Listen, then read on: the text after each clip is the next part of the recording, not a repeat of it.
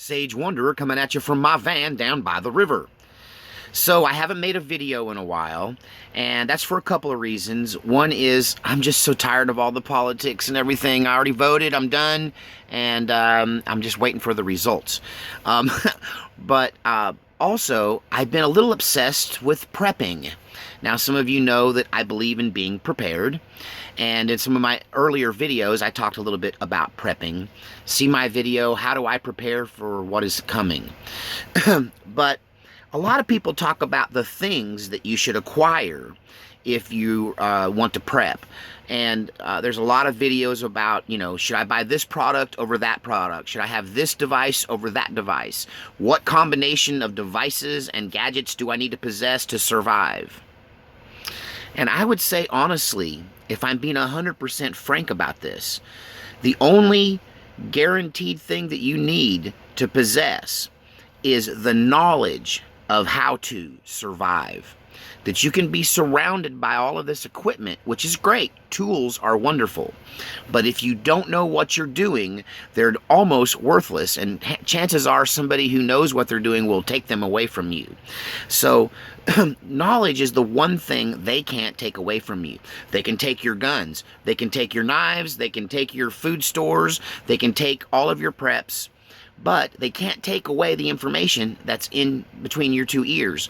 That they could dump me in the wilderness bare naked, and I have the knowledge to survive. There was a great motion picture. I don't particularly like Alec Baldwin, but that's probably why I like this movie, because, I won't, spoiler alert, he gets what he deserves. But anyway, it's also with Anthony Hopkins, and the movie is about these men that are lost in the wilderness from an airplane crash, and they're being stalked by a grizzly bear. And so one of them, the old man, he's just an old rich guy, but he's obsessed with knowledge. And so even though they don't have anything but a little old-timer pocket knife to help them survive in the wilderness, they do have this old rich man's brain. And he did study survival manuals. And so he knew the basics of survival. So knowledge is power. In a post-apocalyptic world, you're not going to be able to, pull your phone out and look up and Google it. Googling it will no longer be a thing. When the balloon goes up, when the crap hits the fan, you will have what you know. And that is pretty much it. And things like books are a lot more rare than they used to be. Now, I personally keep a survival library. And I wish that you guys would too. And even though I live in a van down by the river and I don't have a lot of space, I have about 15 books that I keep stashed away underneath the couch cushion, up underneath the little storage space underneath the seat in this, it's right there. You can't see that, but it's right under there. But if I wanted to, I could go out a camera and reach right under here and pull out some books for you to look at. But I'm too lazy for that.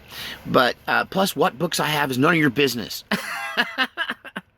But I do have books on things like farming, things like how to make electricity out, that were basic how-tos from the 1930s, like how to build a windmill. I have some antique books in there on everything from how to create farm implements and animal husbandry and horse training.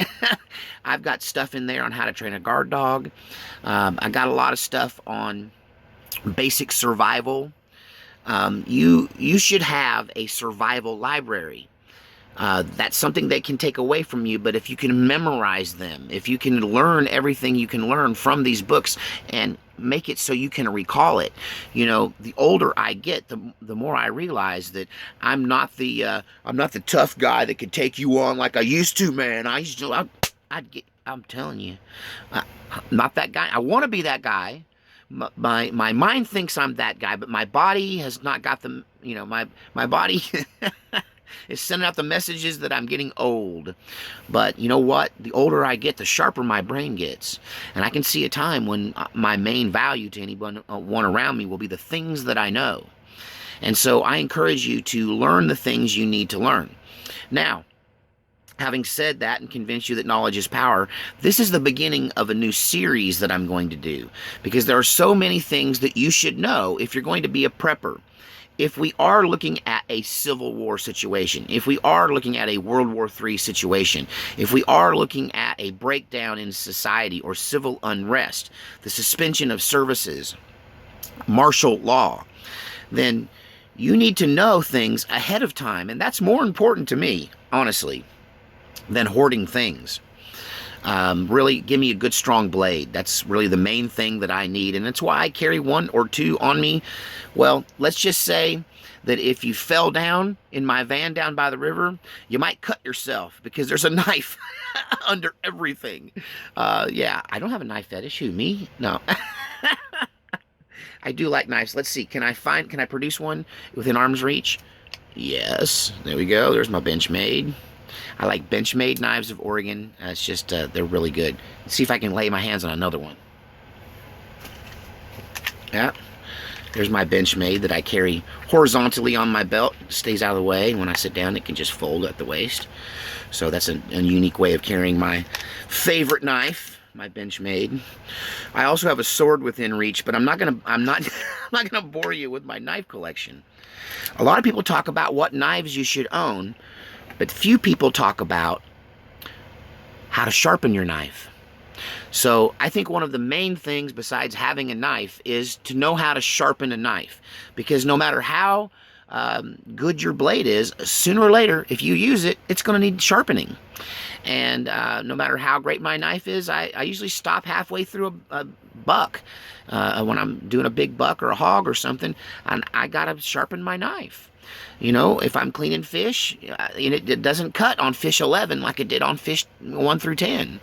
So you got to know how to sharpen your knife.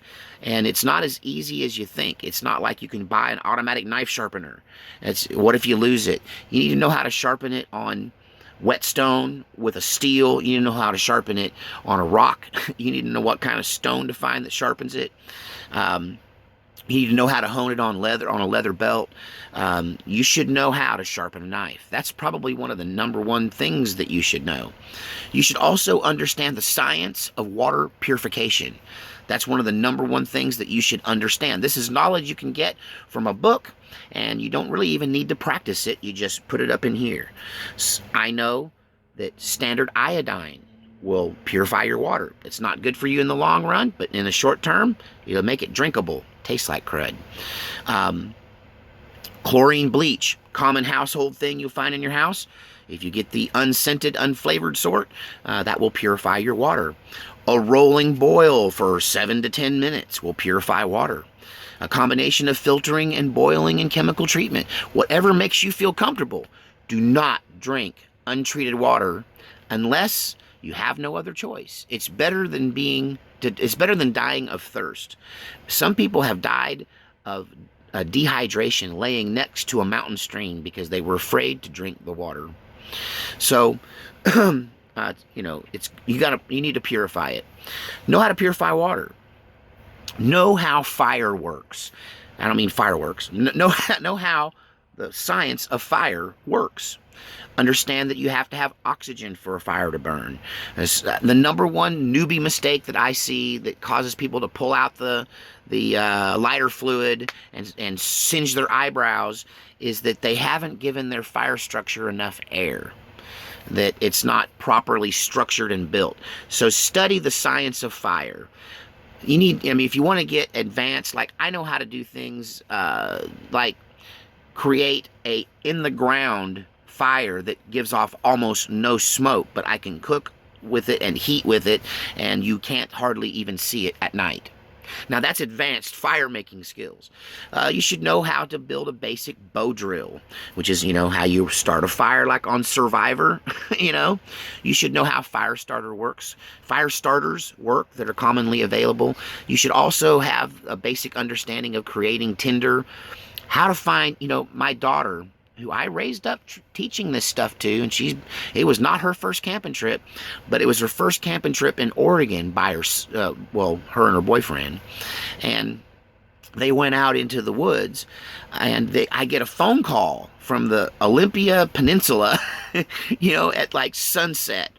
And she's like, Dad, I'm a little bit scared. You know, we're wet, we're cold, we've been hiking, and I'm trying to make a fire, but there is no dry wood. Everything is wet. It's the Olympian Peninsula. Everything is wet. And I said, look up in the trees. Do you see branches that have broken off, or a tree that has died and fallen over sideways or been broken off at the top? Can you see that there's dead wood hanging up in the canopy? Look up in the canopy. Don't look on the ground, look up. And she was like, yeah, no, I see some. I said, that's your dry wood. And so I get a text about 30 minutes later. Oh, thank you so much. We would have froze to death. Thank you so much.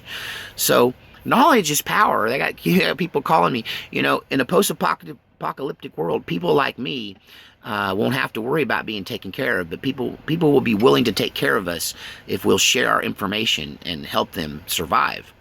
So there's some things that you should know, like fire making skills.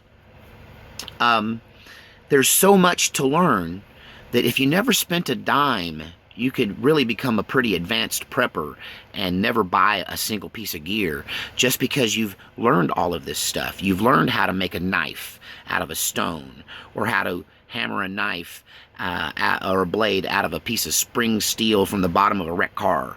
You know, knowledge is absolutely power. Knowledge can keep you alive.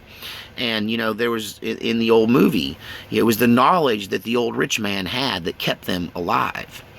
And, you know, along with this knowledge comes mindset and determination. What do most people die of? And this is from this movie. What do most people die of? They die of shame. That's one of the lines that Anthony Hopkins used. They die of shame because they can't get over what stupid mistakes they made to get them in the pickle they're in, and they can't forgive themselves for getting in this situation. Instead of sitting down, taking a breath, acquiring and sitting out all of your things that are available to you that you could use to survive, you know, cataloging what's available to you. Instead of doing that and being calm, you just beat yourself up and relive and rehash the past moment and everything that led up to it. There's going to be people in this post-apocalyptic grid down situation that just give up. When the stock market crashed in 1929, there was a rash of suicides. People just gave up. They couldn't imagine their life without all of that stuff. So one of the things that mental preparation does for you is it prevents you from giving up, because you always have an option. No matter how bad it looks, I can stop, I can catalog what I have on me, and I can decide a pathway to proceed and use logic and stay calm, because I know I have options. I have more than one option.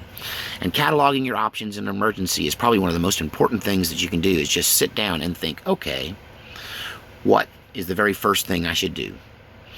And so I think especially if you're young and you don't have a lot of money to spend on prepping, but yet you're disturbed with the current world situation, and you could perceive a time in your lifetime, and I can't believe it hadn't happened already. And to quote a 1982 song by Merle Haggard, "We're rolling downhill like a snowball headed for hell, with no kind of love for the flag or the Liberty Bell." You know, it's just gotten worse since he wrote those prophetic words so long ago. So if you're a young person, I can see in your lifetime how you will need to know potentially some of this information. So I'm going to set forth this series, which is basically just a detailed list of things that you should know so that you can survive what is coming. And you can prepare to survive potentially a grid down apocalyptic scenario. So it isn't so much what you have, it's what you know. All right, God save our republic.